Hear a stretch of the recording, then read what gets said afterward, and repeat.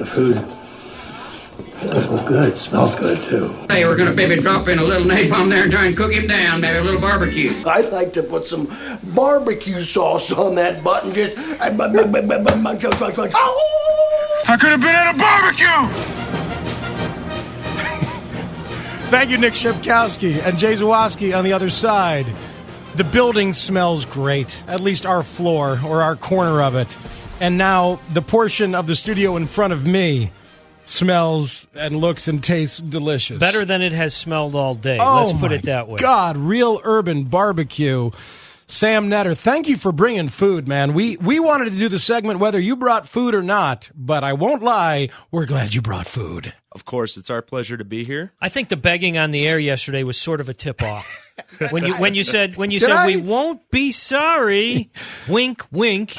Well, if they bring a whole bunch of food. Before we get to the questions, and if you want to get in, 312-644-6767, got a bunch that have come in via text and Twitter as well. Explain to people how you make that deliciousness that I just had. There's a lot of good stuff here on the plate, but the burnt ends, please describe that process for us if you would. Yeah, it's traditional to Kansas City. We take brisket, which we smoke for about 14 hours. 14 hours of smoked brisket. We then remove the fat cap, or the decal as it's known. We take that, we season it heavily, we put it back in the smoker for another 4 to 5 hours. So it's getting about 18 hours to 20 hours of smoke on it. So the part that you scrape off is the part that you put back in? Exactly. So I just took a bite. I thought that explanation was going to go longer. That was nowhere near as bad as the Tyler Kepner day. So when you were in the middle of a bagel when I swallowed a loose nut, and that was it. Neither one of us could speak. We were in trouble that day. Because boy, those are unbelievable. And so delicious. Real Urban BBQ, just how it sounds. You can find them on Twitter and on the Facebooks as well. All right, I told people the first question I was going to ask was about ribs. They are daunting to me. I've never done it. And I love to order ribs. I love to go pick them up or get them when I go to a place like yours. But give me a simple way. And the flavor profile itself, I would know a little bit. So it's really the process that feels daunting to me. The best way to get ribs that are incredibly tender, fall off the bone, and will be delicious. Most definitely what you're going to need is going to be a smoker. I'd recommend a Big Green Egg smoker or a Weber smoker. What you want to do is get that at about 225 degrees with some hickory wood. Hickory wood works best with pork products. You're going to smoke them for about 3 hours. Again, 225, 200 range. At that point, you're going to take them out. You're going to wrap them in some aluminum foil. Put some honey in that aluminum foil, a little apple juice. How about some sugar? Add some sweetness to the ribs. At that point, you're going to put them back on the smoker in the foil for about another hour, and that'll tender them up. It'll steam it out, and then you're going to pull them off. And at that point, you're going to want to get a char grill. You're going to take the ribs, and you're going to char them off so you get a little color. You're going to caramelize the sugar in there. And so that you're doing that on the grill? Or Exactly. Okay. You're doing that on the grill. So you need the smoker at first, and then you need the grill second. What if I don't own a smoker? If you don't own a smoker, you can do it on a grill. You're going to want to, if you're using charcoal, you're going to want to do an offset charcoal. So that's off to the side, so you're not getting direct heat. Mm-hmm. You're going to want to run the grill right around 200 to 225 degrees. And it's the same process that I spoke of before. So you're going to be right around 3 hours. You're going to then wrap them in aluminum foil, cook them for another hour. Okay. So you didn't describe any boiling No. of the ribs? That's a sin. That is a cardinal sin in barbecue, is boiling your ribs. Why? What you're looking for in ribs is you're not looking for them to fall off the bone. You're actually looking to bite through them cleanly. So if you boil your ribs, 9 times out of 10, you're going to overcook them, and they're going to end up falling off the bone. Okay. So you don't like them falling off. You like the biting cleanly. What do you think about that, Barry? I thought the falling off the bone was a good thing. Yeah, me but too. I'm like the last guy in the world to ask. Yeah, I thought so too, but I understand what you're saying, to bite them off clean, so you're in control as opposed to them just sort of falling off. Exactly. Okay. Let's go to the Twitter machines for some questions here on the interweb. Mm-hmm. Propane or natural charcoal briquettes? A classic question. You seem to have answers ready for both styles. If given the choice, are you charcoal? I'm gas because I'm on a patio and it's much easier for me to control. Exactly. If you're going to use charcoal, you're going to want to use natural lump charcoal, which is actually wood that has been cooked down, and they take the embers, what it is, and they cool that down, and it's all natural lump charcoal. It cooks for a longer time, and it cooks at a higher heat, and it's more controllable. You have more flavor as well. Now, if it's the middle of winter and we live in Chicago, it's negative 45 degrees outside. You're not going to want to go out and, heat up your charcoal grill. So, there's nothing wrong with a little propane grill. Okay. Yeah, I mean, it's been useful, obviously, for me, and that's where I've ended up. I don't have the time for charcoal. I just don't. 312-644-6767 is the number. Sam Netter of Real Urban BBQ, the executive corporate chef there, joining us live in the studio. Thank you, Carrie Sayers. How quickly, guys, can we take another break so I can go and fill up plate number 2? How quickly can we do that? This all you got to do is fill for about a minute here. This hour is brought to you by Shelton Fireworks, home of the big ones. Or I could try to ask some questions, and you could just run out now. I'll give you an extra 90 seconds. I'm here. I'm not going anywhere. But why don't you go ahead, ask a question? I really don't have any. Okay, then I'll go to the text lines. My knowledge of food and barbecuing and cooking is rather limited. Do you have a barbecue at home? Do you grill? Oh yeah. Okay. Yeah, Amy does most of everything though. She's pretty good. She's pretty good. But we, like you were talking about the winter, we barbecue all winter long because it's just so easy to fire that thing up. We got a gas grill. You fire it up. Propane all the way in the winter. Mm-hmm. Here's some questions via the text lines at 67011. What is the best brand of hot dog to grill? That's a very simple question, but deserves an answer. Yeah, there's actually a brand called David's Kosher, which I like. It doesn't have any MSG, doesn't have any, treatments in there, chemicals. So it's just beef and pork hot dog. Or it's actually, just beef hot dog because it's no kosher. pork. Yeah, Come I was going to say. It's pork and crab meat. That's the barbecue man in me. Yeah.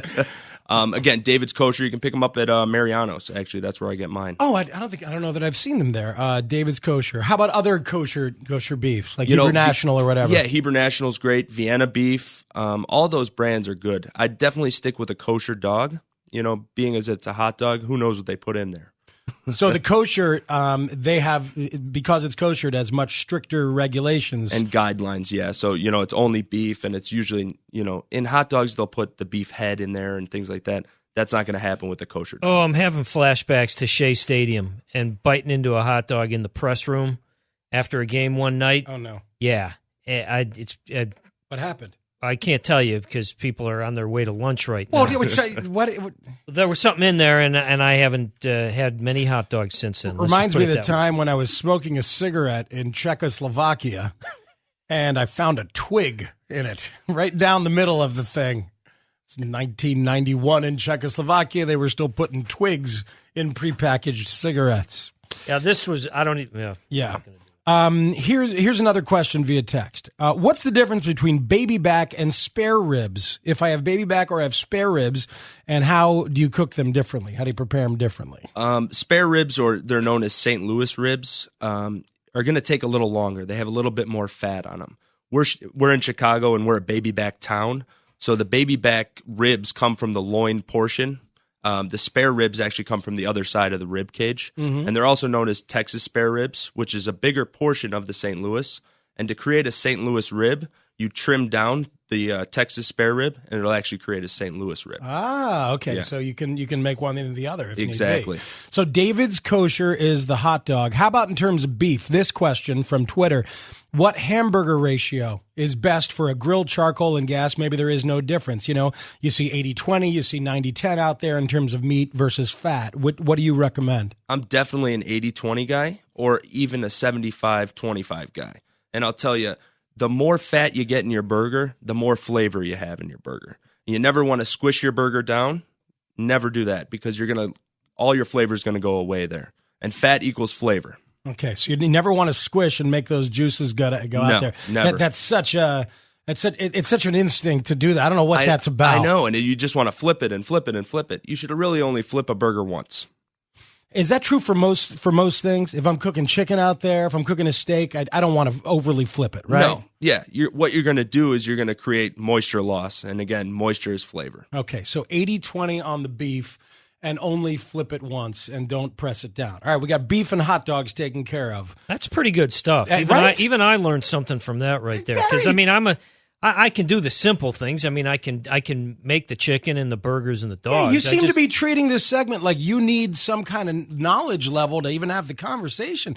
Whatever your questions are, other people out there have those kind of questions. I thought it was going to be, I assume you're getting to even more sophisticated stuff that some of the rib stuff was a little over my head, but I'm learning. I think that we're dealing with, I would say the majority of our listeners do not have yet the big green egg or some kind of like a great smoker like that or some incredibly high-end grill. Some do. I'm sure there's some people out there got a little Smoky Joe and they're going to throw it on the back porch and do something. And there's nothing wrong with that. No, the Smoky, you can do great things with the little Weber Smoky Joe. Exactly. I actually have one in my house. You do? Yep. Well, I just assume... that you're going to have to do something about that button. I'm unplugging all this stuff. I just assumed that everyone was like you and Bernstein, and you just have all this unbelievable knowledge of foods and cooking and passion for it. And things. I don't have that much knowledge. I'm gaining it. I'm gaining it during the course of our conversation with Sam Netter of Real Urban BBQ. Dial it up 312-644-6767. A couple of callers on hold. We will get to you in a matter of moments. Next hour, Adam Eaton from the White Sox. And if anything breaks in terms of the basketball stuff, we've got it for you. That's for sure. Your texts, tweets, and calls next as we talk barbecue for your holiday weekend on The Score.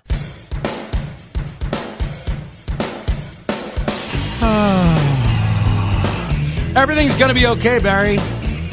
Everything in the world is going to be just fine. You're feeling better about things now. My God, I'm just feeling so much better because I put some of that Texas barbecue sauce on the burnt ends and mixed it in a little bit with is that corn pudding? Is that what that is, it's Sam? Corn bake. We call it corn bake. Corn bake, okay.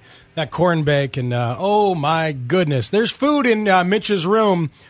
Don't tell the sales guys or else it'll be gone in like 10 minutes. But anybody on-air people or talent or producers, interns, people who actually work here for a living on the radio side, let's let them get in there and have some. Too late. There goes the sales staff.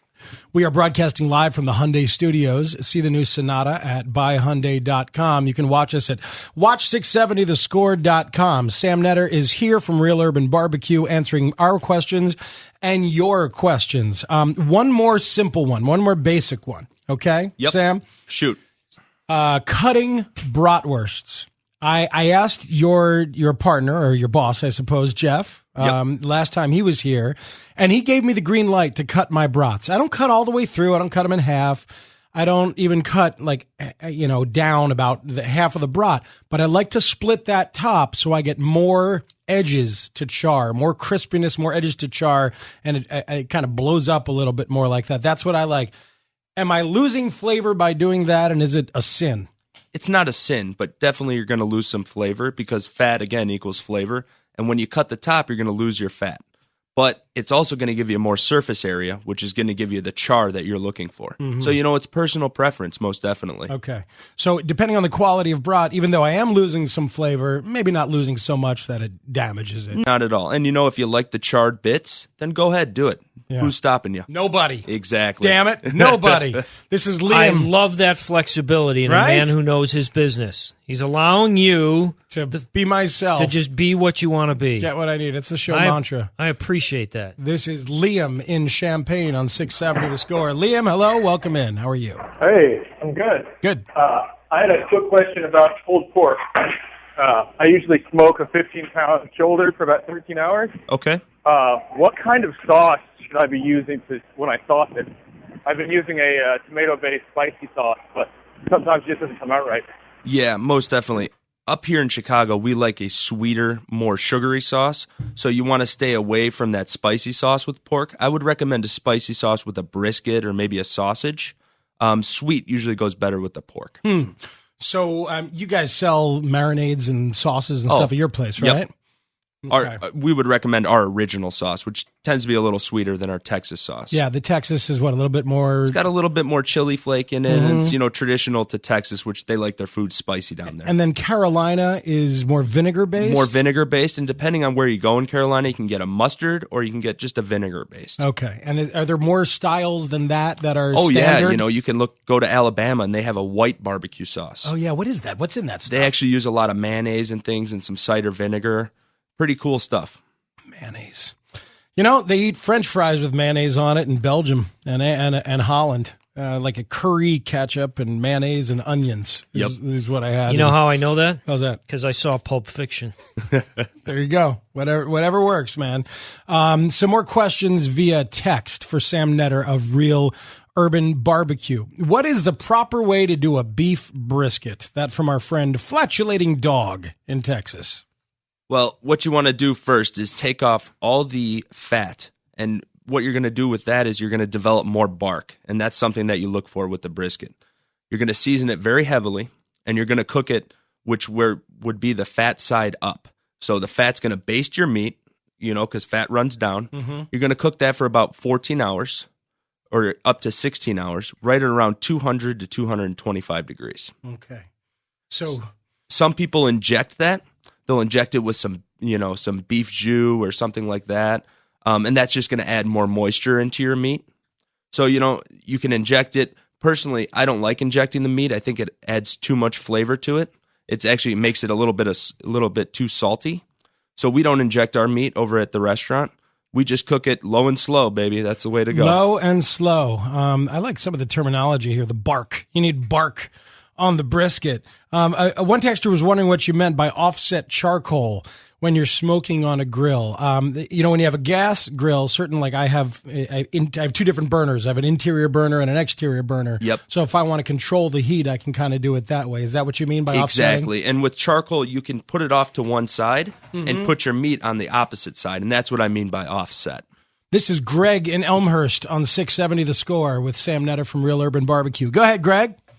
Hey, guys, just wondering, I have a charcoal Weber grill, and when cooking chicken on the grill, whether it's a whole bird or bone-in pieces, when do I employ olive oil on the outside of it, and what function does that have? That's a great question. So in terms of prepping the chicken and using the olive oil, at what point does he do it if he does it? And that is a great question. What you want to do is you're going to put the olive oil on first and then adhere your seasoning, whether it be salt and pepper or barbecue rub, what have you. And that's going to help your skin get extra crispy, what that olive oil is doing. Mm-hmm. With chicken, you probably want to cook it at a little bit of a lower temperature, so you're not going to burn the skin. You want a nice crispy skin without burning it. I'll tell you, when it comes to grilling chicken, I have taken to, I don't know if you consider this cheating or not, to use the meat thermometer, because I just don't trust myself, because a lot of times I end up, hey, I'm done, and I'm not. So I have to either put it back on the grill or, throw it in the microwave for a certain amount of time, which is a terrible sin, right? Yeah, and there's nothing wrong with using the meat thermometer. Right, so and there's a certain temp for like a chicken breast, so that way you don't have to worry if you have a thin one or a thick one, you can just use the thermometer. Exactly. You want to be right around 175 degrees if it's dark meat, or right around 165 degrees if it's white meat. Okay, and is that before you flip? Can you test that before you flip, or are you talking about afterwards? I'm talking when you're all done and ready to cook. Yeah, those are the temperatures you're looking for. And if it's bone in, it's actually going to carry over about 10 to 15 degrees more than what you take it off at. Okay. If you got a really thick piece of chicken, is it okay to... I'll cut it open sometimes because I don't want to wind up, like he just said, walking back in, having turned everything off and finding out right? that it's pink inside. It's the worst. You got to go back out. Is it okay to put a little cut? It doesn't sound like you're in favor of that sort of behavior. It's okay. It's not going to hurt it, but I would recommend doing that before you cook it, so you're not going to have that moisture loss. When you cook chicken, you don't get the moisture loss if you do it ahead of time? No, you don't, because then it's just like two different pieces of chicken. You know what I'm saying? If you do it during the cooking process, when it's cooking and all the juices are flowing and all that stuff. I do it right there on the grill. Yeah. Put a knife right Probably in it. not the best way to keep juicy chicken. Yeah, okay. That makes sense. Exactly. That makes sense. That's why your chicken is not as juicy as it could be, Barry. Yeah. I know. That's why I end up with the meat thermometer. Go ahead, cheat. Yeah, there's nothing wrong with the meat thermometer. I use it at the restaurant all the time. Here's a professional telling you it's not cheating. See? You just prefer not to die of some horrible disease. You learn things. All right, I have three more basics I want to get out of you, and if we got time, we'll take another call as well from Don and Joliet. But what is the best piece of meat to grill? Simplest, best cut of steak. This is from a texter, and I think it's a good point. Hey, I want to grill a steak. Which one should he grill? My personal favorite would be a ribeye. Yeah, me too. Bone in? Yeah, bone-in ribeye. It's got the marbling on the inside, so it tends to not dry out even if you do overcook it. I think you can develop, if you get a big enough piece, you can develop a really nice crust on there, which is something that you look for in a steak. Mm-hmm. How about a strip? There's nothing wrong with the strip either. New York strip is a way to go too. Okay. Skirt steak is also great for grilling because it's got a lot of fat, and again, fat will char up, and you'll get that nice bark. We call it bark, or just nice char on there. How about a fish? Is there a specific kind of fish that works directly on the grill, or is everything just a little too tender and you need to use some other way to do it? Oh, no, I grill fish at home all the time. I actually go halibut, I go salmon, I go mahi-mahi. The key to what you want to do so your fish doesn't stick is you want to oil the grill grate right before you put it on, and then you also want to oil your fish. So, it's kind of an insurance policy, if you will. Mm-hmm. Oiling your fish. There's been so many today already. I let them all go, by the way, just, trying to be professional. So what about putting it in a very thin, foil tray on You can the do grill? that as well, or you can, use a cedar plank. You ever seen cedar plank salmon? I did that for the first time a couple of weeks ago. Salmon on a cedar plank. You really have to soak the plank. Or else you're going to start a fire. Yeah. Okay. And you got to soak the plank for a long time. Yep. And then, I don't know, I didn't feel like I was getting the most out of my grill when I'm doing that with a piece of fish. Yeah, I've tried it a few times too. It's not my favorite cooking technique. I really just like heavily oiling your fish and heavily oiling your grill grate. Wow, heavily oiling the fish. That's an extra level. Let's Watch it now. Don is in Joliet on 670 The Score. Hey, Don, thanks for calling. You're up. Hey, my son-in-law has an infrared gas grill, and I've never had better meat off of that. What do you think of those grills? I've never heard of such things. Yeah, Tell us what they are. The infrared grill is just a real high heat, so it's very similar to propane, but they're not using propane. They're using infrared heat, so it's getting a real nice sear on there. The thing's probably getting up to 750 degrees with the infrared grill. Wow. And that's going to help, again, develop your char crust and all that kind of stuff. So what does that run on in terms of power? What do you... Usually it's electricity. You're plugging it in. Yeah. Wow. And have you used them before? I have not used one. I've read all about them. Okay. You go to Gibson's or Morton's, and they're broiling their steaks at about 1,500 degrees. So they can churn them out fast, right? Well, not only that, but they're developing, that black crust that they get on there? Yeah. That is so desired with a piece of meat. And that's what that infrared grill is trying to replicate. When I go to one of these places and they have, hey, look, it's a $99 ribeye, a tomahawk. I remember the tomahawk steak. The tomahawk steak, it was $99. And I'm like, oh my God, is it possible? What makes that special? That kind of thing. Is it worth trying one of those times? Oh, it's definitely worth trying. And, that's a dry-aged piece of meat. So it's been dry-aged for up to 30 days in a cooler. And it has the bone in. And the thing probably weighs in at about 72 ounces. So you're getting a bang for your buck there. You know what I mean? Yeah. And it's also, with the inner marbling on the fat, you're going to get a good char crust there. What are you laughing at, Barry? Spending $99 on a piece of steak? I was just thinking, this seems so impossible to you. A guy who will think nothing of spending $150 on a bottle of scotch, which... Oh, that's not true. I think a lot about that. I don't do that very often. Well, but now you understand why you would do it. Yes. So yes. Here you go. But the steak is gone. The steak is gone. At a certain point, it's gone faster than a bottle of scotch. Not necessarily. Well, okay, faster than that, but... All right, a bottle can go too. Last one. I love grilling asparagus, yes. Or sometimes other vegetables. These days, I bought one of those little vegetable trays that I put on the grill, and that seems to be the most controllable, easy way to do it. Yep. What are some simple marinades or simple things you can use for vegetables? In the summertime, I really like to cook seasonal. So, lemon is very hot. It's refreshing in the summertime is to have some lemon. So just a real simple vinaigrette. 1 part lemon to about half a part olive oil, salt and pepper. You want to throw some fresh herbs in there, feel free to. Parsley's great. It's light. It's refreshing. It's summertime. Okay, yeah, that makes sense. So lemon, oil, salt, and pepper, that kind of thing. Yeah. I've done teriyaki every once in a while. Oh, most definitely. You want to get creative, you can use balsamic vinegar. There's all sorts of marinades that you can use. Sam Netter, thank you, man. That was really fun. No problem. It was my pleasure. We informed a lot of people. Real Urban BBQ is the place. Check them out online. And for God's sakes, if there's a store near you, go eat. And maybe Sam will come to your house tomorrow for the 4th and help cook. I've been to the one in Vernon Hills. That is some spectacular food. It is Spiegs and Rosner right here on 670 The Score.